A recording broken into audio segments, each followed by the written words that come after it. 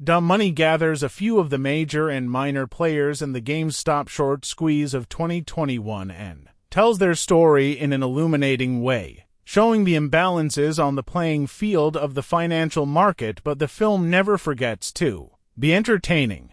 First and foremost, it will be compared to Adam McKay's The Big Short, but it's less of a direct lesson in the evils of capitalism, which is to its benefit. An incredibly likable ensemble holds Lauren Schuker-Bloom and Rebecca Angelo's script together, and the director of I, Tonya finds a nice rhythm that doesn't succumb to the hyperactive nature of films that try to do that McKay thing. It's a relatively concise, no-nonsense, short 100 minutes comedy that reminds us that even when we think we're playing the game, the opponent has a different rule book. Paul Dano grounds the film as Keith Gill, aka Roaring Kitty, a relatively unknown personality on the Reddit channel Wall Street Bits, who became massive when he orchestrated a short squeeze against GameStop.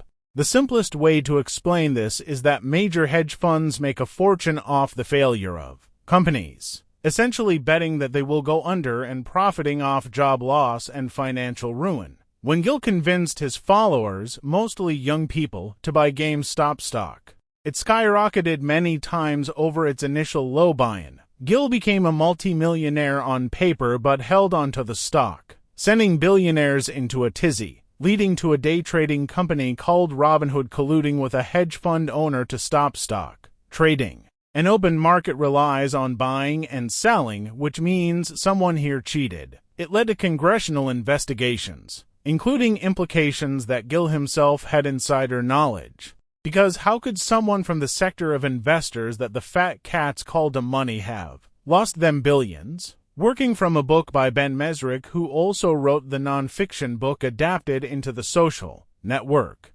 Bloom and Angelo tell this story across a pretty wide canvas. In Boston, there's Gill, his wife Caroline Shailene Woodley, and his brother Kevin Pete Davidson, who can't believe his nerdy sibling is having this kind of impact. They also highlight a few investors, including a nurse named Jenny America Ferreira, a GameStop clerk named Marcus Anthony Ramos, and a pair of college kids named Harmony Talia Ryder and Riri Mihala Harold. On the other sideline, Seth Rogen nails the spoiled idiocy of Gabe Plotkin. Vincent D'Onofrio sketches the eccentric Steve Cohen. Sebastian Stan bumbles through the arc of Robin Hood head Vlad Tenev, and Nick Offerman glares the relatively vile Ken Griffin into cinematic existence. It's a great cast, and Gillespie manages them well, never letting anyone steal the focus with a hammy performance. These kinds of broad pieces can often fail to cohere into one vision,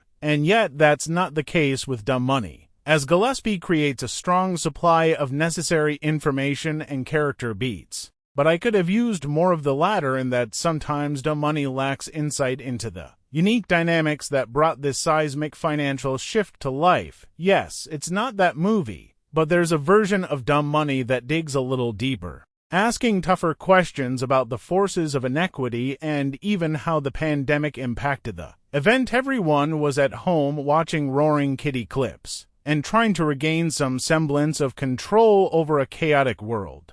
And one wonders if there wouldn't have been more outrage over the whole thing if the pandemic and other issues of 2021 weren't stealing headlines. However, Dumb Money is better for not having too many speeches about the evils of capitalism. There's an inferior version of this film that talks down to its audience, or worse, expects them to get heavily invested in its retail trading subculture. Gillespie smartly avoids those traps, keeping the dramedy fluid without resorting to melodrama. This is what happens when ordinary people finally drill a hole in the dam that the ancient institutions of this society have erected. Sure, the hole gets plugged up, but the people aren't going to stop trying.